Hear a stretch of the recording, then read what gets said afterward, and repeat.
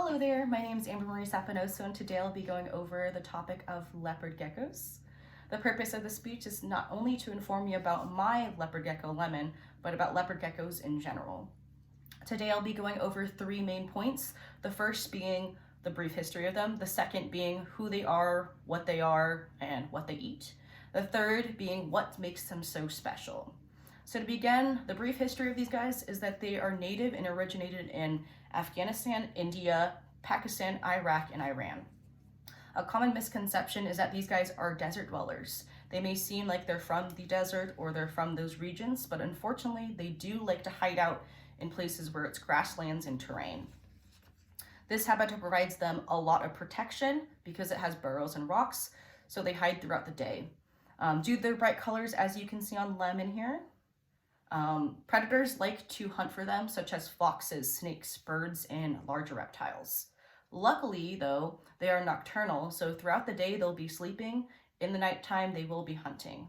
And if they do ever not get any food during daytime or nighttime, they can store them in their fat reserve tails. So what are they and what do they look like? Well, I've showed you Lemon. Here he is. Their Latin name is actually very hard to pronounce, but let me give you a shot. So it's Euphleramus macularis, which means basically that they have movable eyelids. They're similar to regular geckos. They're about 8 to 11 inches at full adult size. They weigh about 50 to 60 grams, and they live up to about 20 years. This guy right here is only about 5 years old, and he should last longer. Their diets mainly consist of crickets, mealworms, and other bugs. Due to millions of breeders too as well, there are millions, different types of breeds. There's not just one type of leopard gecko. Breeders actually breed them in many shapes and sizes, and that is what you call a morph. It's almost similar to dogs, how they have breeds such as pugs, Labradors, coonhound or beagles.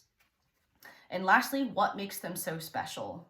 So for Lemon, he has what is known as movable eyelids. If you could zoom in. He's not cooperating too well.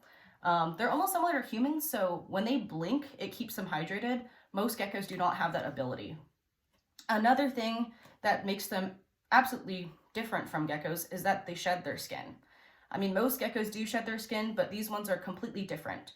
So what they do is when they shed their skin, it helps them grow, it helps them have a healthier skin. It can basically self-heal their wounds, as well as get rid of the scent from predators. Another great thing about Lemon is that he is eco-friendly. So once they are done shedding, they do eat their skin as a form of nutrients and calcium. As far as another weird thing is that when winter starts, they go into something which is known as a semi-hibernation.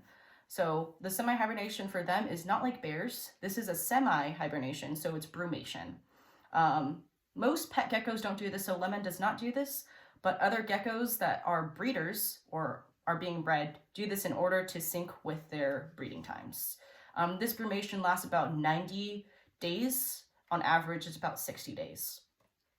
To conclude, leopard geckos have been here for about hundreds of years, creating new morphs and basically dedicating their time to kids, adults, and older all around the world. To conclude, although Lemon is not a crocodile or an alligator, I like to end with one of Steve Irwin's quotes, and that is, if we get people excited about animals, then by crikey, it makes them a heck of a lot easier to save them. Thank you. Oh yeah, Lemon, say bye.